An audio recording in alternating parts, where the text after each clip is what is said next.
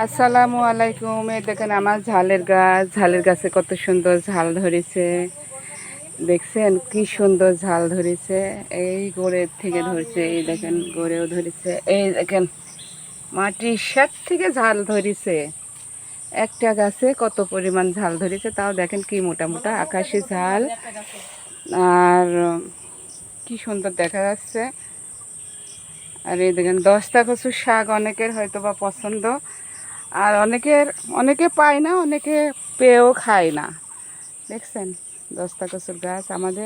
হলুদ ক্ষেত হলুদ ক্ষেত, এখানে হলুদ গাছ হয়েছে। আর সবচেয়ে বেশি ভালো এই যে ঝাল, একটা ঝাল গাছে কত ঝাল দিয়েছেন, কয় কেজি হতে পারে বলেন তো? আপনারাই বলবেন যে কয় কেজি হতে পারে এই একটা গাছের আকাশি মরিচ। আকাশগুলি টাকা আছে দেখেন, দেখতেই ভয় লাগছে, কিন্তু খাইতে গেলে কী হবে তাহলে বলেন? প্রত্যেকটা ঝাল আকাশ মতো।